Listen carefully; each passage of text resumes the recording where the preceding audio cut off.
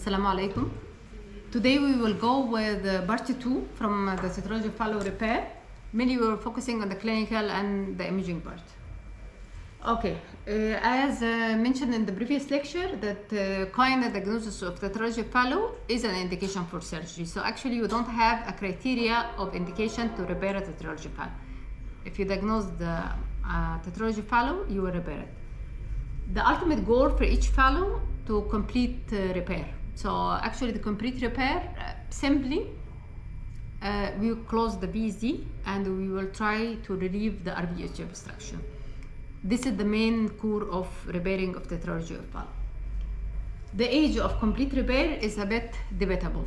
So actually the American school, they go for the neonatal Tetralogy of Fallot repair, but it will lead to the longer term stay in the ICU and it might lead to high mortality, but actually the American people adopt this strategy. In Europe and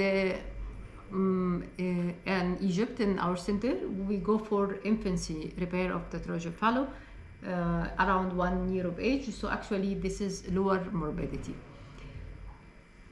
Textbook said that repair after 3 years of life, actually this is late repair. So actually the myocardial have been exposed to hypoxia, so it carries high risk of death and it carries also worse prognosis of the RV. So in ideal scenario, you would like to repair the Tetralogy of Fallot between age of 1 or 2 years old of that. You would like to emphasize something here, Hatem?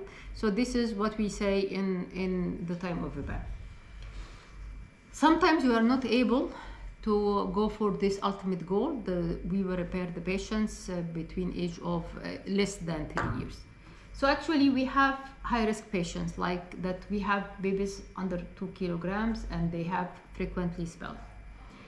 And they are high risk of surgery, and if we have severe pulmonary artery stenosis, that pulmonary artery are not capable to carry all the cardiac output, or we have difficult coronary anatomy, like we mentioned in the previous lecture, that we have a crossing coronary, either LAD or RCE, namely crossing the RVT. So we will go for palliative surgery. Palliative repair concept is to increase the pulmonary blood supply. So actually the problem of Fallot, that all the Fallot patients are cyanotic because of decreased pulmonary blood supply. So all the palliative thinking or palliative concept that have been changed all over the years, how to increase the pulmonary blood supply to give a palliation for this child for some period, aiming to go for total repair after that. Is it clear? So this is the palliative concept or palliative repair of the Tetralogy of Fallot. Okay, now the imaging in the planning or follow-up of the surgery, either complete or palliative. What I need, do I need multi-slice CT, CMR, or catheterization, or I need all of them or none of them? Echo is mandatory, so we are not talking about echo. Echo is going by step. So if we go for the palliative surgery, we would like to increase the pulmonary blood flow. What is the option that we have to increase the pulmonary blood flow? We have a BDA in most of the patient, so we will go, if we have BDA open, just stent the BDA. So this is relatively new techniques, but this is the idea. If I think how to increase the blood supply safely, so if I have a BDA and BDA still open, just stent the BDA. Okay, or do something like a BDA. So BDA is a connection between the aorta and pulmonary. So actually do something surgically by the same concept, that I would like to create a connection between the aorta and BDA, and here comes the shunts. The most common shunt is the BT shunt, the classic one or the modified one. We will go on that, but this is idea about having the shunts between is creation something like BDA. Okay, something more palliative, to go for RVET stenting, still debatable. Some centers adopted this strategy, some centers are against it, but with the current situation that we have many patients that needed palliation, we have some experience about that RVT stenting, it might play a role in that. So this is the 3 palliative options. All of them have the same concept, to increase the pulmonary blood flow in a tetralogy of patients that are not candidate to complete repair at that stage. Okay, we will go for the PT shunt. Mostly what we face is the modified PT shunt. Actually, this was the first operation in the open heart surgery. Before that operation, it was clear that you cannot operate on the heart. This is basic. And the mortality in tetralogy of Fallot before this operation was 100%. And there is a rumors going that you are contemplating heart surgery, and there is no reason for us to think it's possible. This was a stigma that said to Alfred Blalock, the surgeon, that he has this operation. So actually, this stigma was there until the 50s. So actually, all the world have been changed after this operation. Something Lord has made. I have seen this movie. It's very, very famous movie about that. It's really interesting to see this movie, and I have quoted this from that. So actually, they made history in 1945 by this first cardiac operation of that. Actually, this was the classic PT shunt that they took off the subclavian artery and make the connection between the aorta and the pulmonary artery by cutting the subclavian from that. Some modification that we have a vortex tube between the subclavian and one of the peripheral of this LPA or RPA. So we have the classic PT shunt, not currently in practice, but what we see mostly is the modified PT shunt. Classic one is still in practice in the older days. So actually, if you have a patient that he has been 20 or 25 years have it, you will find the classic PT shunt. Okay. Before doing this operation, we have to tell the surgeon about the sideness of the aortic arch. So either to be quite sure about is it left or right aortic arch by echo, or just to keep it low profile to do a CT just to do the sideness of the aortic arch. So this, for example, how we do it. So this is the sideness, and this is the connection that they do between the neck vessels, subclavian, and the pulmonary artery. So actually, mastocytized CT has a role in planning of the PT shunt. For echo is the imaging modality to follow up the shunt. So here, this is a short axis suprasternal view. So we have here aorta, short axis, and we have here the pulmonary, and from the neck vessels we have here, this is the shunt with restrictive flow between the aorta and pulmonary. This is arterial and shunt. So this is the way how we image the MPT shunt. Be careful, it's arterial, not venous. So in this view, we have here, this is the same view, but what we have here, this is venous flow. We didn't see the turbulence of that. This is actually the superior vena cava, simply this superior vena cava. Just put your Doppler and you have to have an arterial flow, not a venous flow, because this is connection between the aorta and pulmonary artery. There is wide range difference, pressure gradient difference between them. So you have to have an arterial flow. This view is very similar to that view. Actually, it is matter of angulation. So we angulated it more posteriorly to get the shunt. And here, this is the superior vena cava. Be careful that this is an arterial shunt, not venous flow. Otherwise, you will miss it. Okay. It might be a good chance to introduce the other shunts that currently not in the practice, but you will find the name in the textbook. So this is the classic Blalock-Towson shunt. This is the subclavian to the pulmonary artery. Modification of that, this is a vortex tube between the subclavian and the pulmonary artery, and keep the subclavian in the place. Is that clear? Okay. Central shunt, this is between the ascending aorta and main pulmonary artery. Usually they do it for the children with bilateral small pulmonary arteries, so we aiming to increase the size of the pulmonary arteries in that, and usually we do it in the small children for that. We have two more shunts that not in the practice anymore, but to know the idea about it, again, it's palliative maneuver. So the aim is to increase the pulmonary blood supply. So we have it here, Potts shunt. It is between the descending aorta and the left pulmonary artery. Watterson is between the ascending aorta and the RPE. Both of them have this advantage. So Potts have a high incidence of the following pulmonary hypertension: preferential flow to one lung with kink and distortion of the pulmonary artery, technicality and might be difficult to take down, congestive heart failure in 20% of them. That's why this is not in the clinical practice anymore.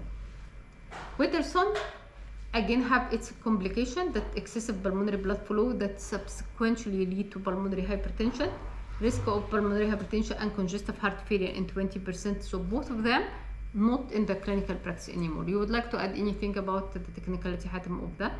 These were described before the introduction of synthetic grafts, vascular grafts. So they were direct anastomosis between the PA and the aorta. Obviously, there's a lot of difficulty judging the size. If it is too small, then it might not be enough. If it is too big, then you get pulmonary hypertension, congestive heart failure.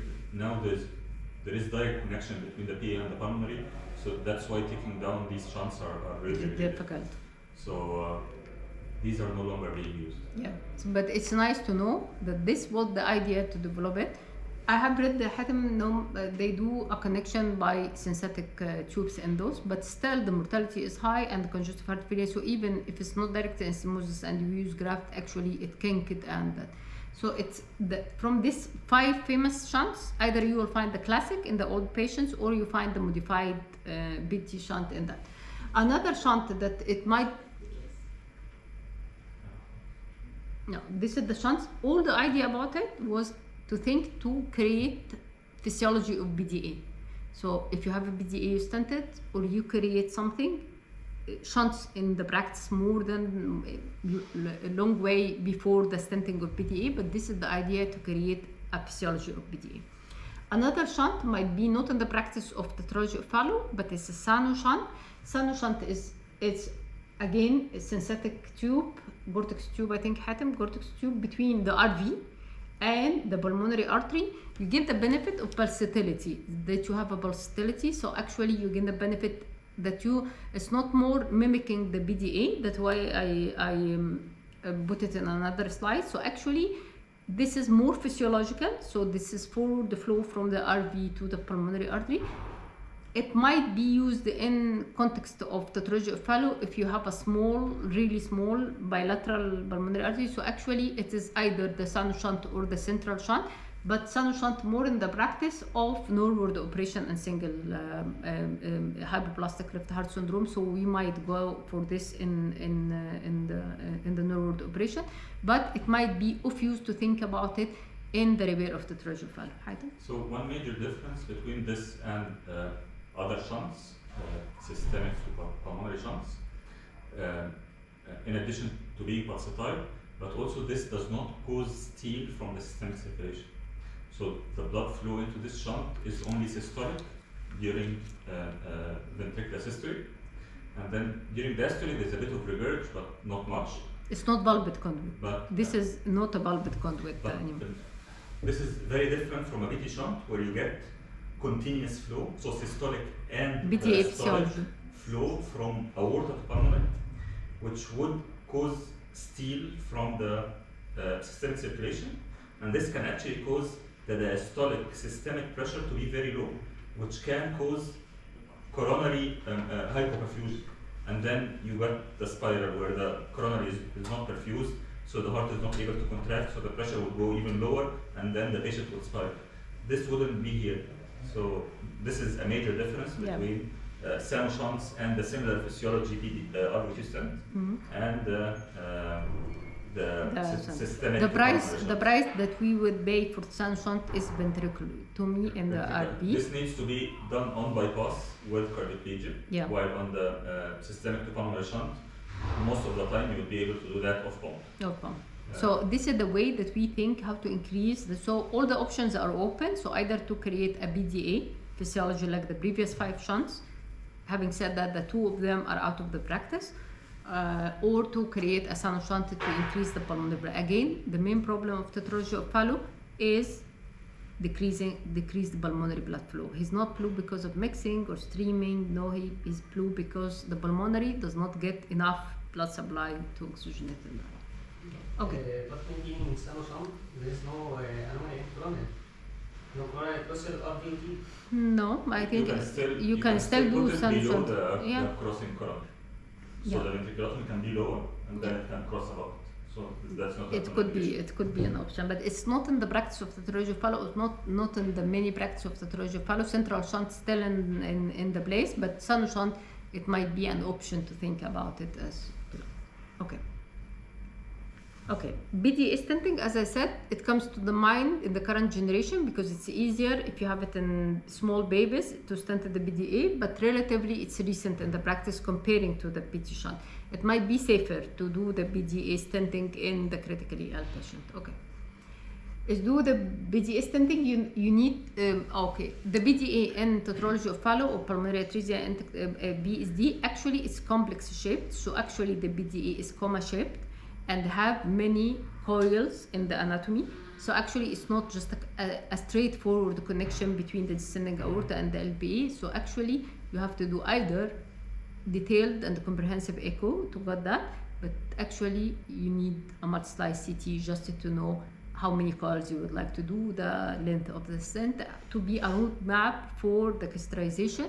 So multi-slice CT is handy because higher spatial resolution in that, but usually you do BDA stenting in critically ill patients, so it might be clever to do just a quick aortic angio during the cath and do your measurement in that and go for direct stenting. So multi-slice CT or cath, they are equal to each other. It depends on the condition of the patient, the expertise of the center that doing that. So it might put in mind, multi-slice CT have a better spatial resolution, it's non-invasive, but still it's critically ill patient to put under sedation and transfer to the multi-slice CT theater. So it might be clever just to go for cath and do all the measurement there. But again, you need to have a roadmap for the BDA size and morphology before doing the stent. Actually, we don't follow this stance. So I will go for peripheral pulmonary artery stenosis, for example, and in coarctation, actually, we need to follow the stent. So we need to know if the stent is fractured, is kinked, but BDA stent is a short-term stent. So we do not expect from the imaging report to go for fractured or detailed anatomy about that, because it will be fractured because of the difficult anatomy. And we depend more in the clinical condition to evaluate the BDA stent. The lifespan that we expect for the BDA stenting is just 6 months, and we will go for PT shunt in a stable condition. You might add something in or total repair of that. But BDA stent is not a definitive therapy or long-term therapy. In the training of the fellow in the imaging, actually I don't spend much time just to do the thrust. There is fracture in BDA, it will be fractured because it's difficult morphology, it is dynamic. So we depend more in the clinical scenario if this stent is open or not, and it's a short-term plan, so we do not expect to have it for longer time. Okay, so this is multi-slice CT is useful, but it might be useful, clever to think about the catheterization as planning for that. I borrowed this movie from the cath team. So actually this is the way they do it. It's just stenting is bare metal stent. You do it in the BDA just to keep it open. Again, the idea is I would like to increase the pulmonary blood flow temporary for this child. Okay, this is how they do it. Okay, and by echo you can see the stent, and it depends on the clinical scenario for the situation for follow-up. Again, as I said, there is no need to do multi-slice CT after it, depending on the clinical scenario. RBET stenting, it's more recent technology that interventional guys offer for the patient. RBET stenting, it could be definitive terminal palliation for that child in the tetralogy of Fallot, that we are not aiming for complete repair. So it might be a definitive therapy, or it might be a palliation to increase the pulmonary blood supply. And think about it, the price that we pay for RBET stenting, that we lose the pulmonary valve. So the decision is, if the pulmonary valve, if no use, we will go for RBET stenting.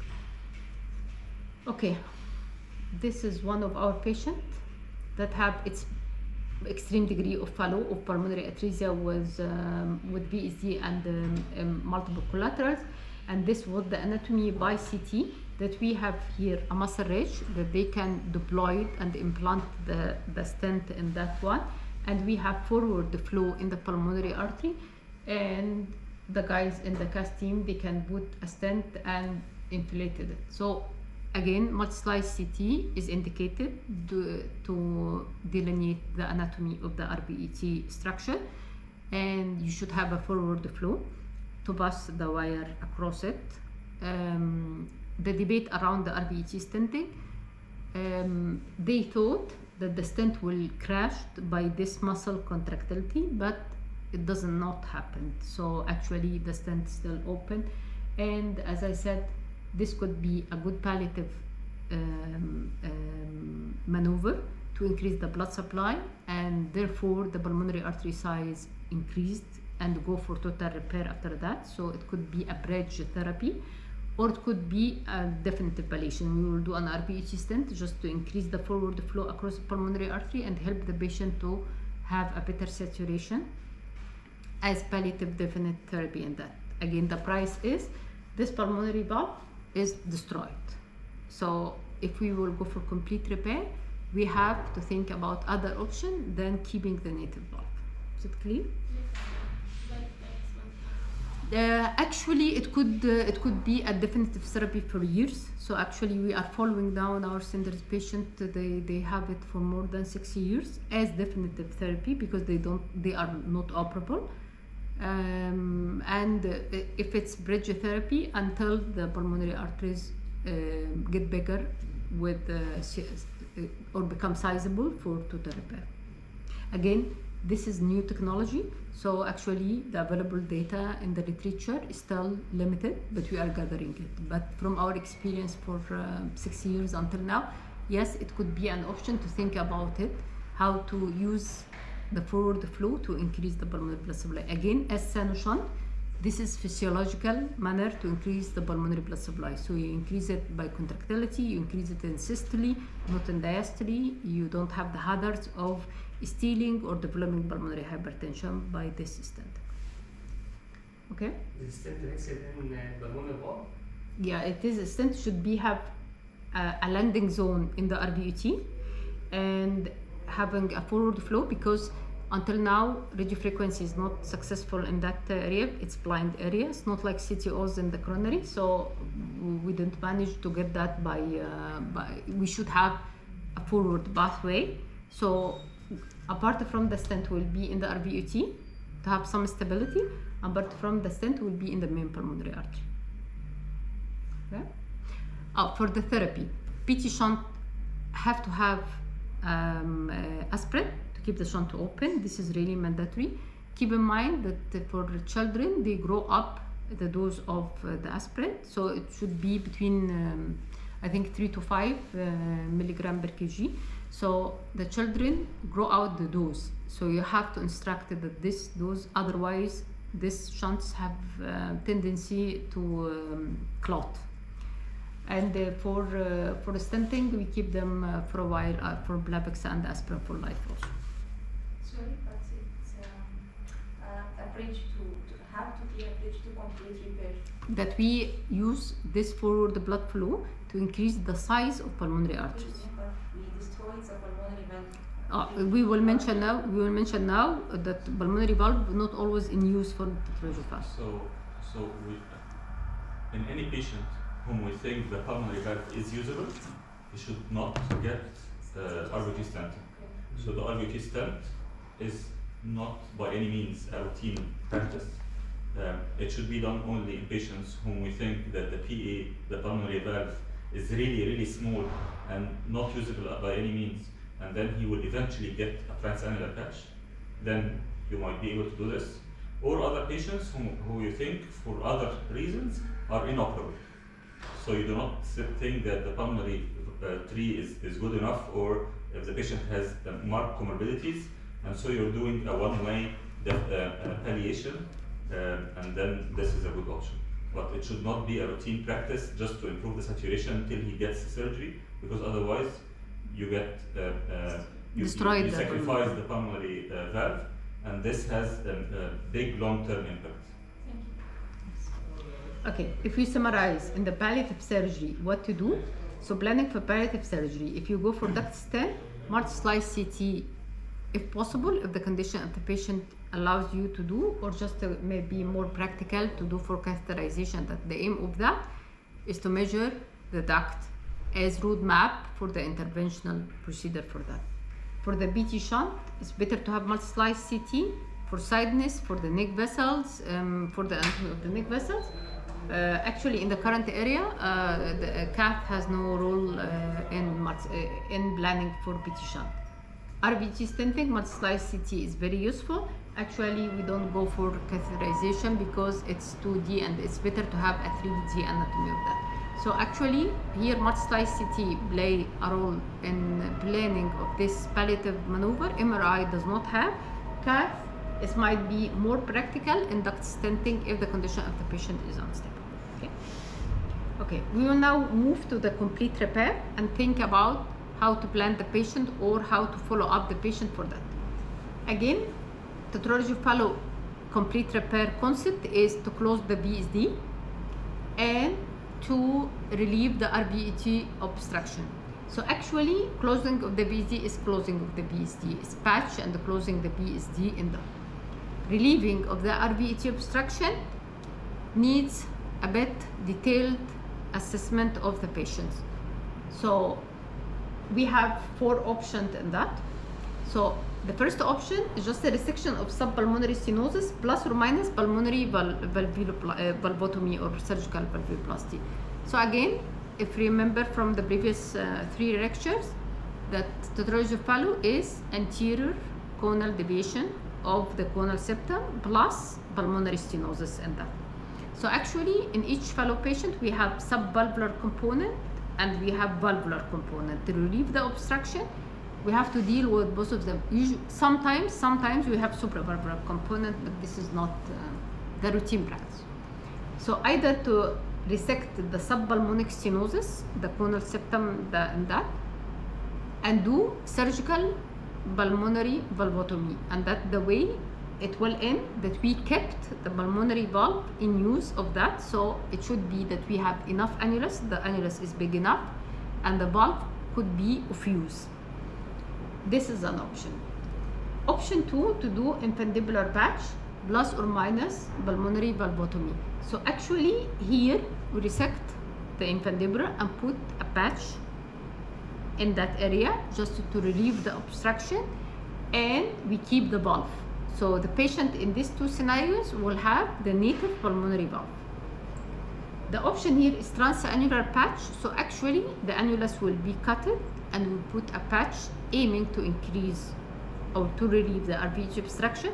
So actually this patient does not have a valve because the procedure have been transannular. So here by default we have a free PR. Actually there is no valve.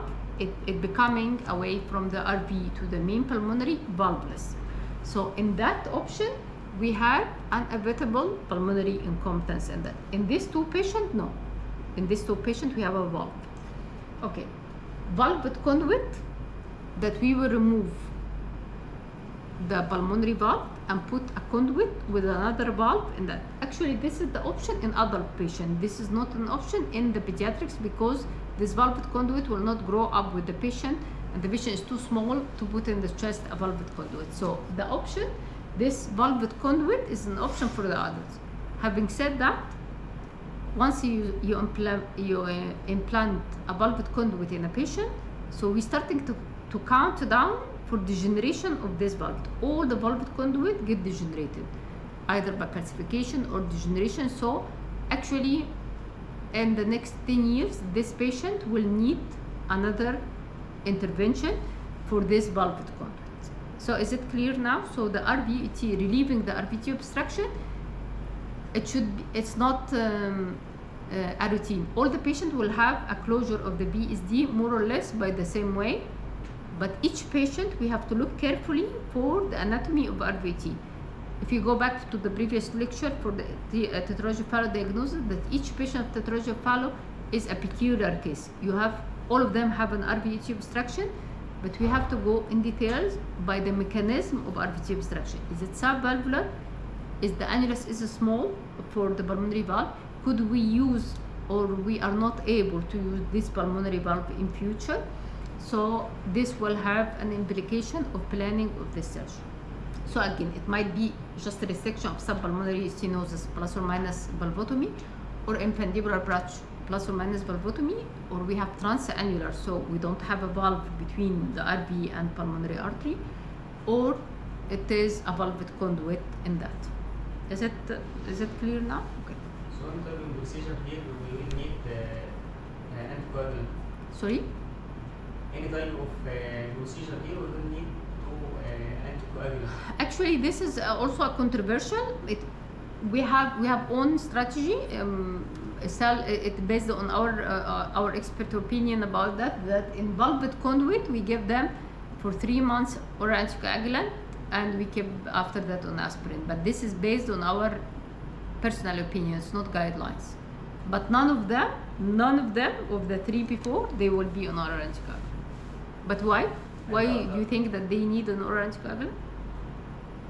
All of them need an infective endocarditis prophylaxis because they have a synthetic material. So this is one of the indications that all of them will be on infective endocarditis prophylaxis, whatever they had, even if they don't flu anymore, because they have a synthetic material.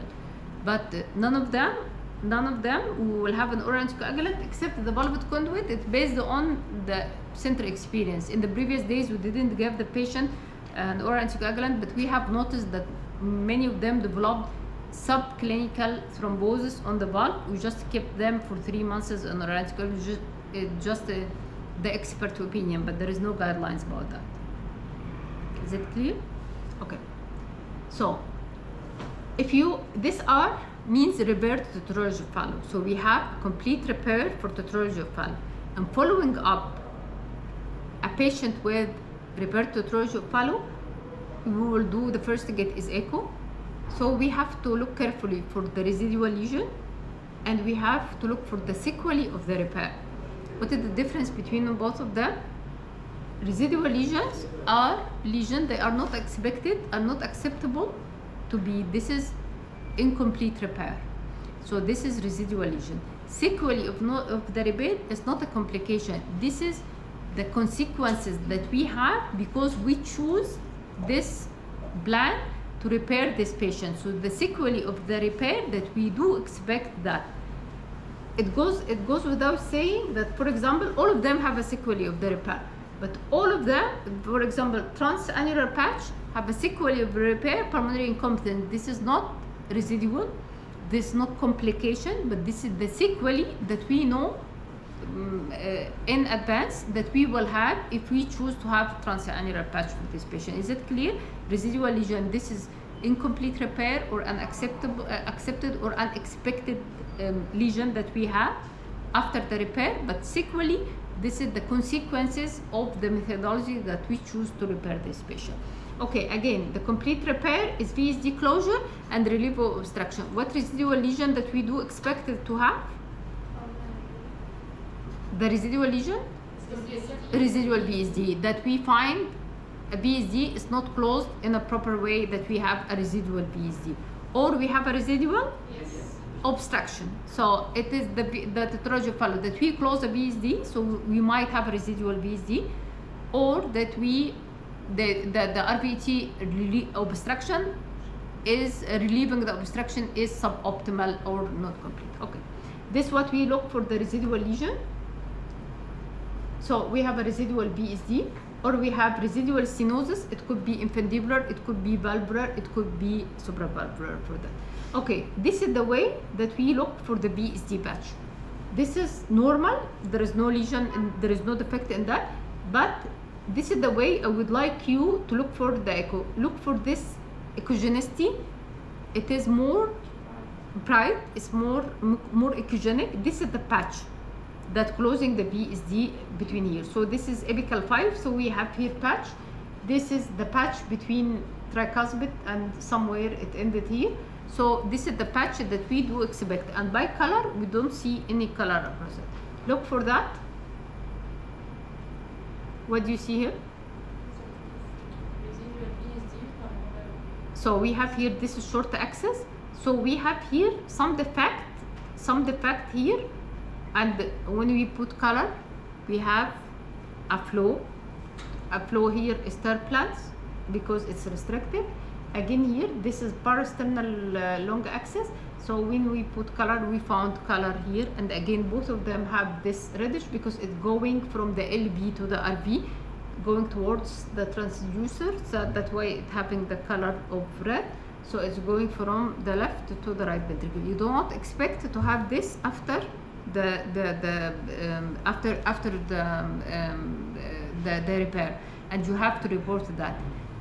How to react upon it, it depends in different clinical scenarios of the patient, but this is a residual lesion that is not expected to have. This is a residual VSD, and we have to report about that. And you look for the VSD lesson. You measure the size in different ways. You measure the gradient about that. You have to have your systemic blood pressure at this visit just to estimate the pressure gradient difference between them, and you report how much is the shunt between them.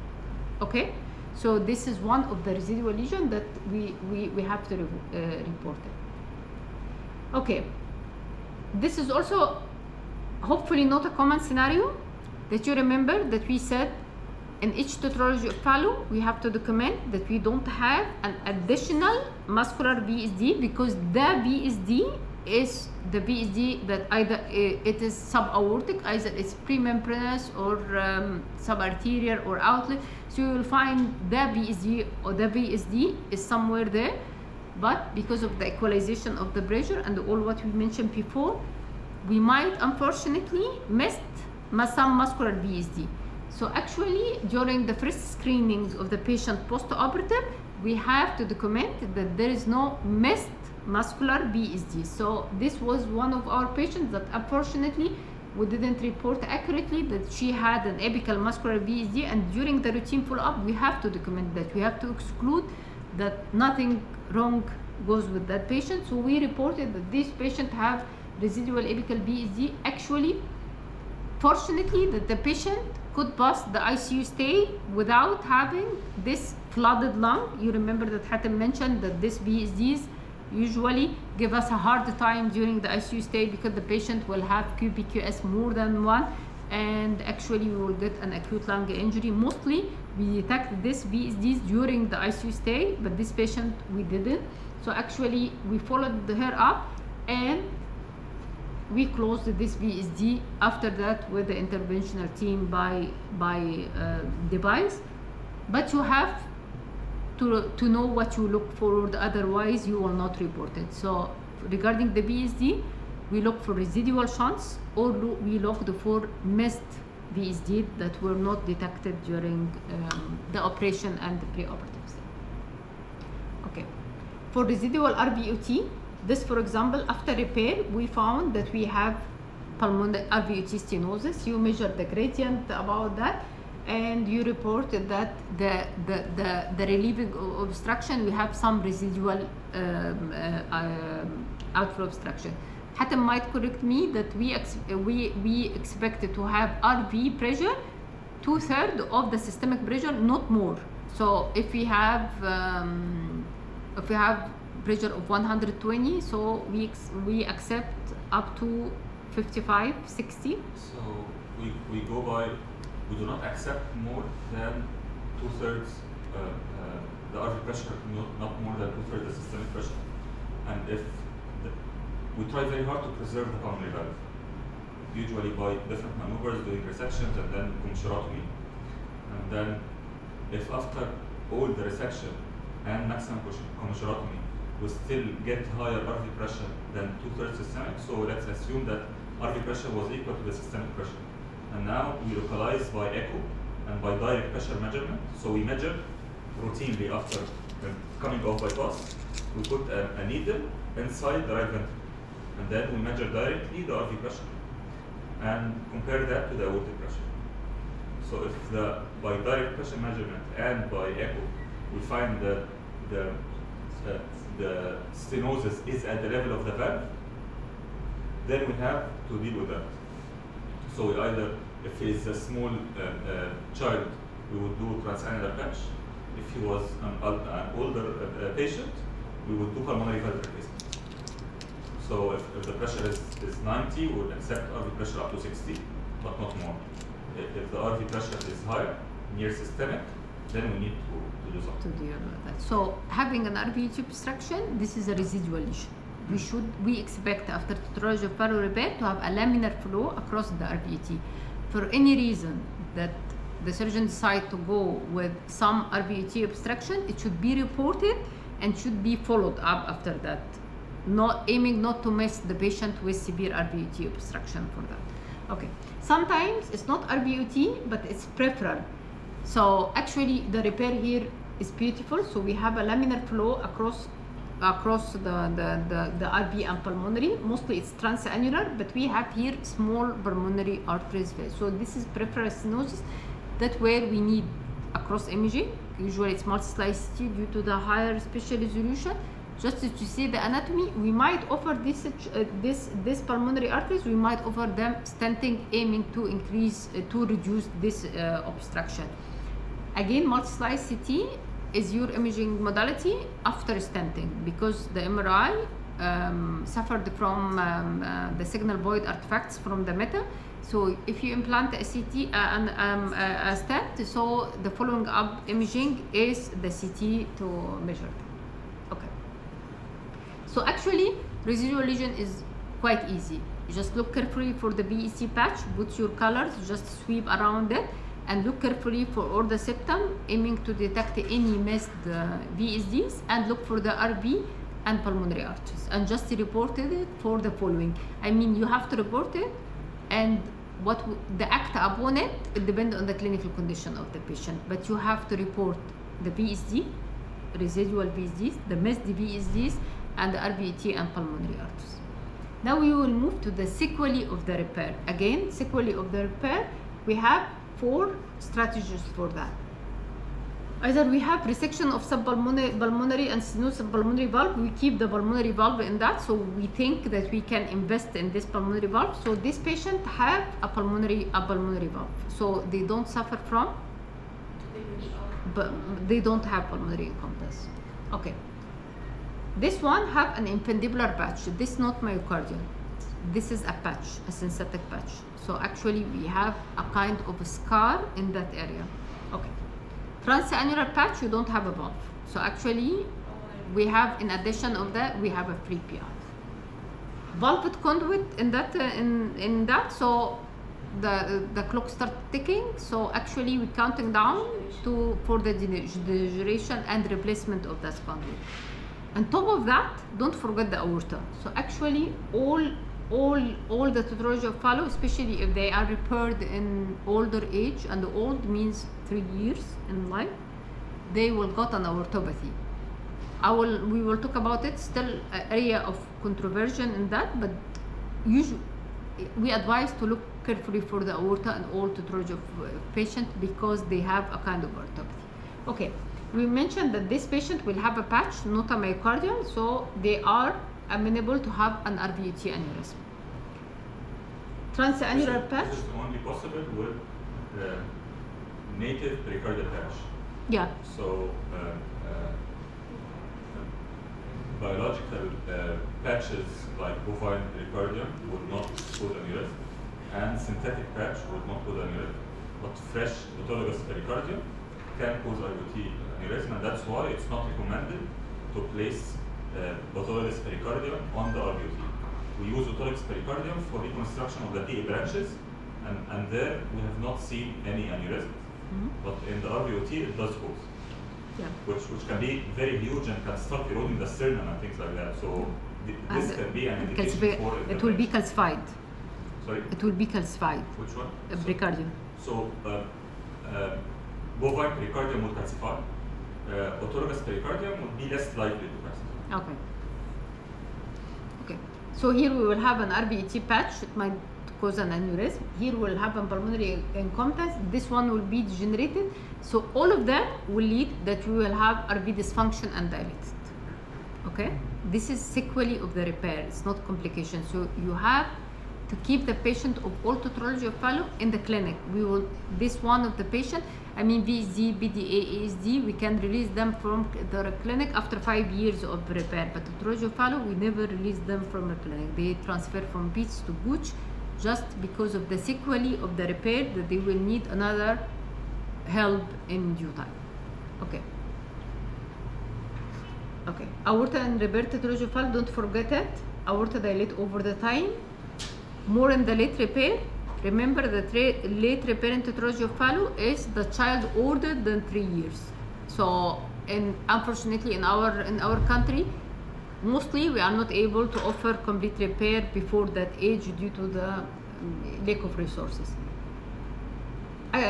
Fortunately, until now in the literature, they didn't report yet aortic dissection even if it's dilated. So actually this is one of controversial area that we follow up the aorta and we just adopt the maneuver of the adult in that. So we just follow the ascending aorta. If it's more than 55 in trileaflet aorta or more than 15 bicuspid aortic valve, you just follow the aorta. But keep in mind that this patient have a kind of aortopathy. Okay. Again, the assessment of aortic regurg. This is the patch of the VSD, and just we assess the aortic regurg like what we do with the valvular lesion in the aortic regurg. But don't forget it. So tetralogy of Fallot is a disease of the right side, but don't forget to look for the aorta during your assessment. Okay, this is a kind that what we got for the RVET patch. Do you expect this one is pericardial Hatem? This looks like an aneurysm. This is an aneurysm. You look for that for dyskinesia in the RVET. So actually we have it here, and that's what we have when we have it, that we have loss of energy because it's dyskinetic. And actually now it's the field of EPS and repair tetralogy of Fallot is outgrowing because most of them will have a ventricular arrhythmia due to this kind of repair. Again, this is sequelae of the repair that we have. This is sequelae of repair. So we have this RVET patch. RVET patch due to the extensive infundibular resection with or without patching that lead to RV dysfunction and the cause of the ventricular arrhythmia, and we have to report this. So again, this is not complication, this is sequelae of the repair that we choose for this patient. Okay. Transannular, so actually transannular patch with RVET patch in that. So actually we don't have a valve. So by default we have, in addition to our plate, that we have a free PR on all these patients and we have to deal it. In my early training, they call the PR the benign bystander. So actually they thought that pulmonary incompetence is acceptable finding. But by the time when they go with that, pulmonary incompetence is a malignant finding, and we have to follow up the patient carefully for that, as we will talk about it. So pulmonary incompetence, this was by default by transannular patch. Okay. Now we said that we have pulmonary incompetence, and I said they thought it's benign bystander finding, so the patient will tolerate the pulmonary incompetence, which is truly said. The patient tolerate the pulmonary incompetence, and usually they are asymptomatic, but the first presentation of the pulmonary incompetence is RV failure. At that time, if the patient developed symptoms, the RV is far away from remodeling again. So actually, if the patient is symptomatic, so we lost the RV. So now all the imaging modality try to find a window that not too early, because we have the pulmonary incompetence the day after the operation. So actually we have pulmonary incompetence immediately after operation. So all the imaging techniques try to find acceptable window between not to be too early to intervene with this pulmonary incompetence, and not to be too late, that RV actually permanent damage in the RV, so it is not remodeled again, and the patient will have an RV failure for that. Okay, etiology of PR in the tetralogy of Fallot, we have to read the surgical of note carefully. So we don't expect to have pulmonary incompetence in 3 scenarios. So resection of subpulmonic obstruction and valvotomy, or the RVUT patch, or if the patient have a conduit. So actually 3 scenarios we do not expect to have pulmonary incompetence, but we have 1 scenario with transannular patch that we expect to have that. So this is crucial to look for the operative note. Transannular patch have the degree of free PR, and assess the branch pulmonary artery stenosis that might accelerate the pulmonary incompetence due to the stenosis. So if you stented the peripheral pulmonary, the degree of pulmonary incompetence will decrease. Okay. This is the echo, the first imaging modality. So if you saw this image, is it moderate? This is not mild pulmonary incompetence, but is it moderate or severe?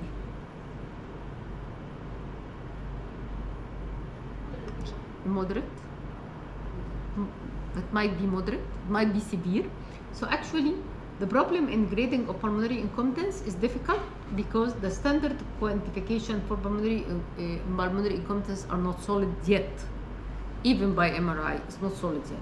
So actually by echo we have two methodology that we do by echo, either to do the PR jet width from, so actually the pulmonary incompetence jet width from the RVUT, or the pressure half time. This is the 2 methodology that have been, I think, for almost 20 years now. The pulmonary incompetence width ratio to the annulus, if it's more than 0.7, so 40%, this is severe pulmonary incompetence in that.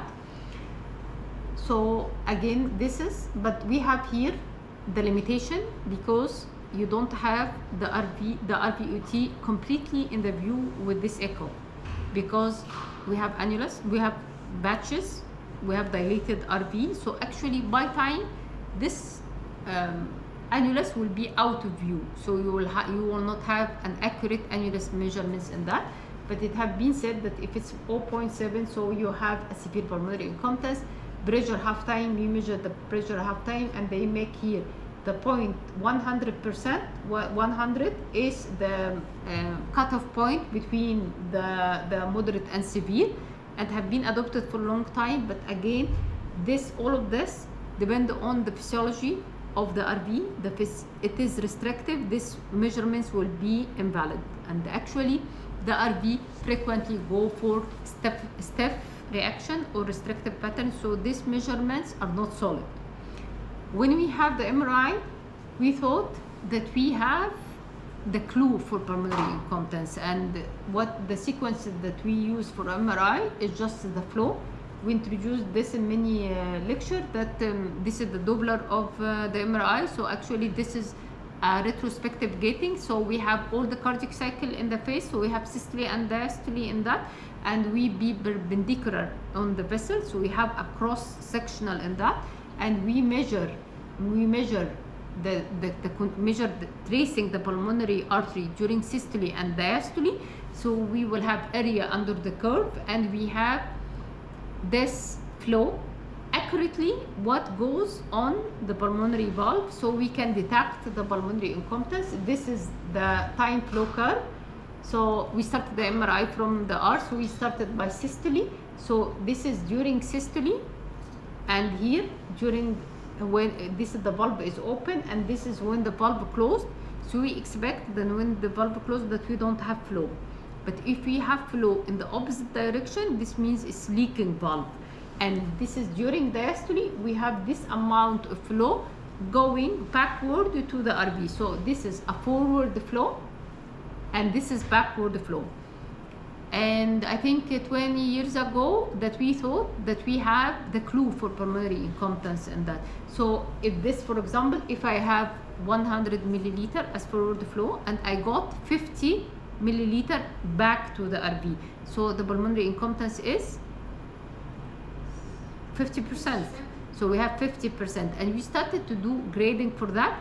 So they mentioned if it's less than 25% of the cardiac output, it's mild. It's between 25 to 45 is moderate, and more than 45 is severe. And actually it goes very well for the aorta. For example, when we go for the aortic incompetence and we have this grading, this goes very well. And we said it's okay, it's semilunar valve, we will go for that. And it had been in the clinical practice for a while. But again, because the RV have a different physiology for failing, the first thing that RV do is get staff. So we have restrictive failing pattern. So at a certain moment, the LV does not have this this failing pattern. So to be staff, and what will happen that we have forward late diastolic flow. What happened in that? This is again the graph that we have. So we have here the systole, the valve is open, this is the peak systolic phase, and after the peak we started to go for diastole, and this is the valve is closing, but this valve is leaking, so we have pulmonary incompetence. So what this forward flow? That because the RV getting very stiff, that does not accept any more dilatation, so actually it will be like a rigid conduit, and the pressure in the RV during late diastole will be more than pulmonary artery, so it will open the pulmonary valve again, and more forward flow during late diastole. This is actually, when we find this pattern, this is a malignant pattern, because it tells us that this RV is restrictive.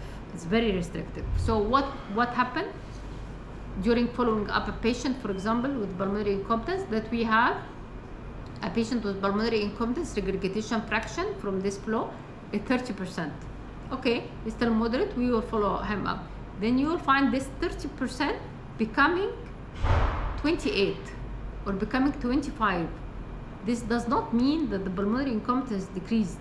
This means that what you measured under the curve have been decreased, but the rest of the flow, where does it go? Is pushed again during late systole to the pulmonary artery. So again, the number as regurgitation fraction, as a number of percentage of the cardiac output, does not make a sense in the cardiac MRI.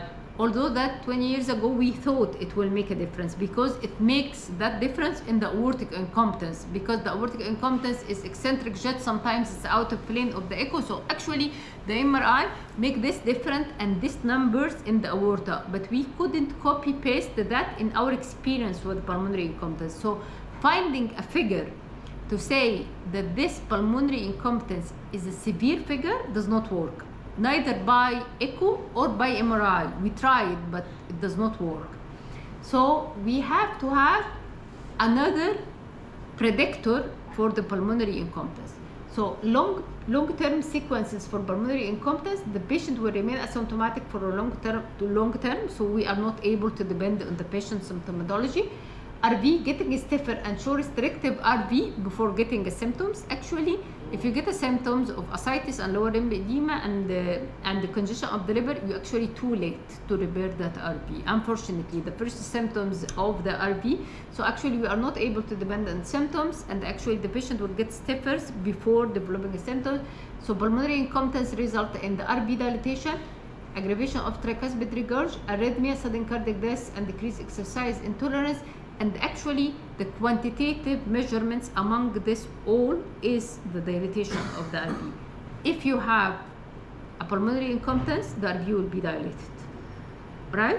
The rest of the others actually is not quantitative. They didn't give a number, so you are not able to follow the Here comes the idea that because we are not able to detect a figure to say this is a moderate pulmonary incompetence and this is severe pulmonary incompetence, so let us think about the indirect effect of pulmonary incompetence. And here comes that the most practical method to evaluate the severity of pulmonary incompetence is not to measure the pulmonary incompetence fraction or to measure the regurgitation fraction or the fraction of pulmonary incompetence from the cardiac cycle, but to look for the IV volumes. You get it? So actually the pulmonary incompetence evaluation is still one of the hardest thing to measure because we don't have a standard quantification method up till now. Echo is not enough in the practice, as we say, like the width area or the pressure half time, because it depends on the hemodynamics. MRI have its limitation because of the restrictive pathophysiology of the RV. So we look for the RV volumes. So again, assessment of RV volumes. 2D have its limited because RV have a complex shape. Usually we have a poor visualization either due to the limited acoustic window or because the RV will get bigger and getting out of the scope. In the current era, we tried by the 3D echo, but again we have the same limitation of the probe are not able to get a complete volumes of the RV. It will be not practical to use. Actually, when they are advertised for the 3D echo or 2D echo, they showed us a normal RV. But I would like to see a 3D echo in a dilated RV because this is the problem actually, how to get a good volumes for a dilated RV. Here comes that fortunately this is the 3D echo, but fortunately MRI managed to do something. It's a gold standard for RV. So by MRI, we can have all the RV in all views. We don't have an acoustic limitation. It is very easy to do. This is the clinical practice, so we can do the RV volumes, and this is the way that we did. That from apex to base, from base to apex, we cut the ventricle in equal slices, and we do the contours for the right and left ventricle, and after that we got the measurement of volumes of end diastolic and systolic volume. Okay, we will go before going for the numbers, that MRI could be a combo study or one-stop shop for that. So actually you can see if the patient have an RVET aneurysm or RVET patch in the same study. So this is the RVET aneurysm that the patient have, and you give some contrast about that, so you differentiate between the myocardial and patches. Actually we do that routinely to detect the area of fibrosis, because this area of fibrosis will lead to arrhythmia after that. And actually this is ongoing practice in the Tetralogy of Fallot, that most of them suffer from ventricular arrhythmia.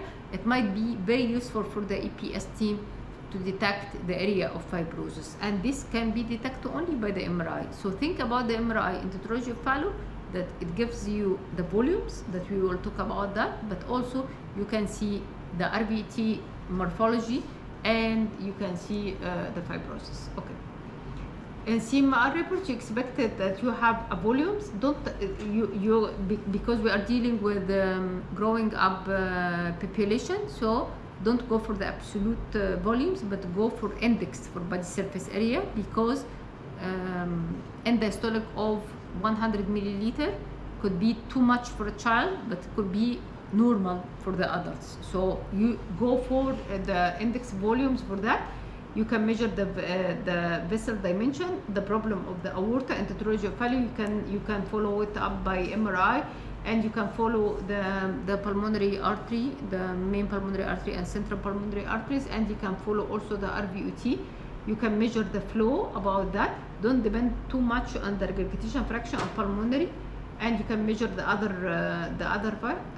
valves, and you can have the fibrosis by cardiac MRI in that.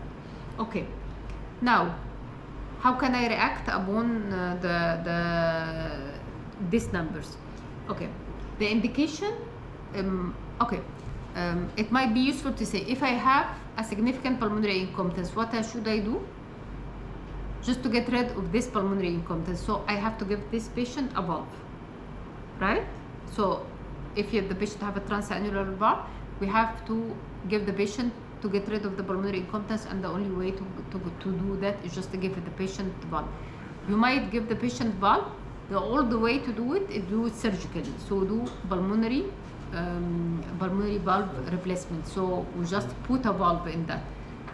So in the current era, we can do it percutaneous. The percutaneous pulmonary valve implantation, like Melody and the other stuff that the interventional people do it, just to do it percutaneous.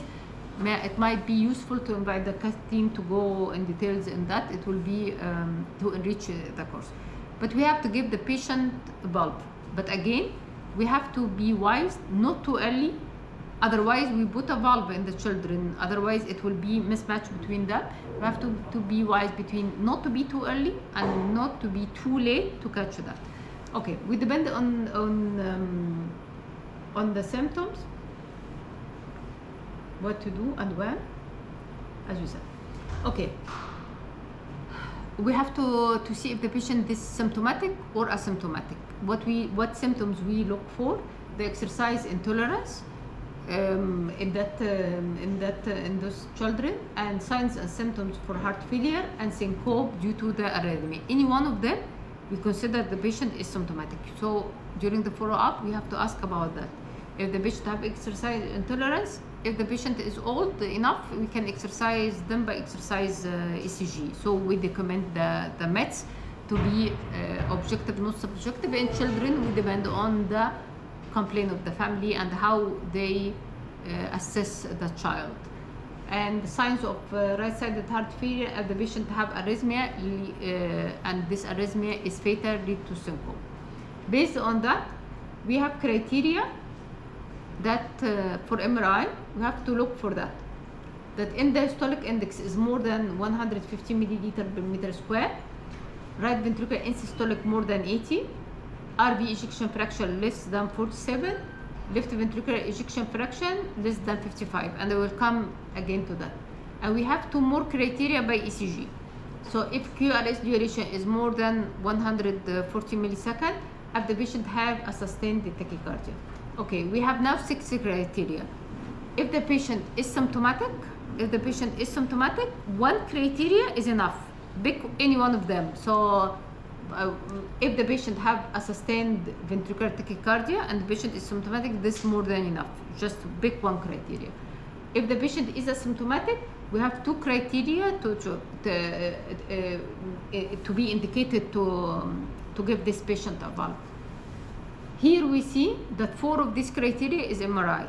That's why nearly each patient after repairing of tetralogy of Fallot by transannular patch should have an MRI annually.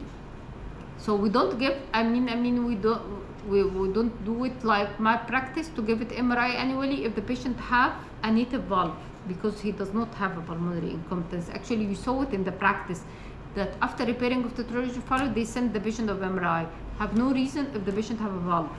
So if the patient have a valved conduit, if the patient have a commissurotomy, there is no need to follow that.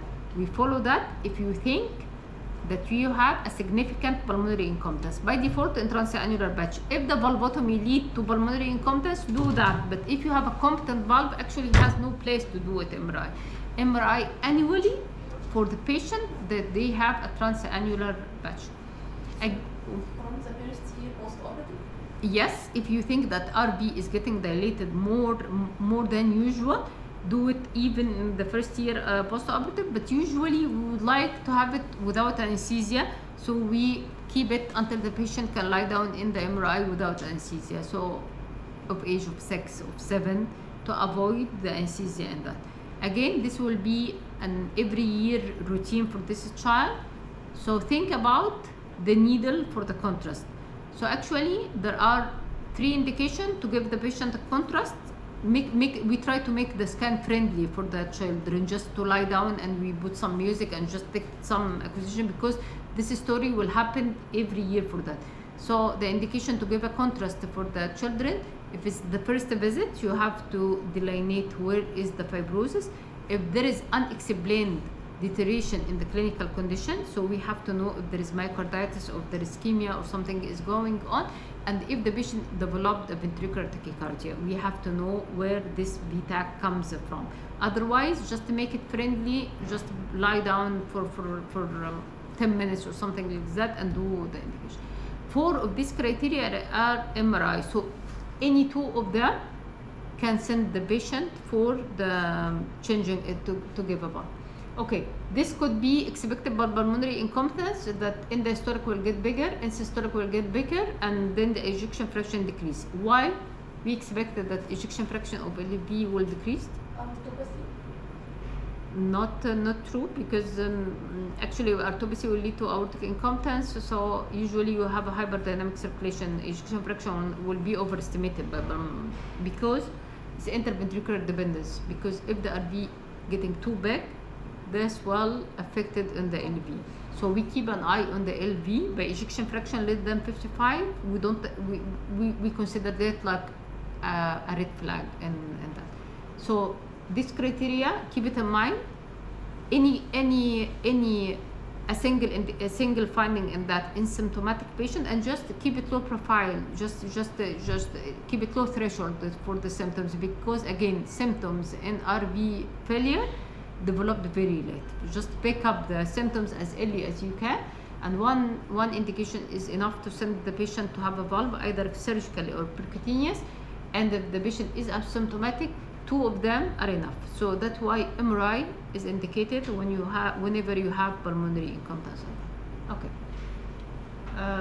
Again, you didn't find a pulmonary incompetence assessment in that criteria, because again it's very deceiving, it's very misleading in that you will not find a clear cutoff when you will have severe and not moderate pulmonary incompetence due to the restrictive pathophysiology of the RV.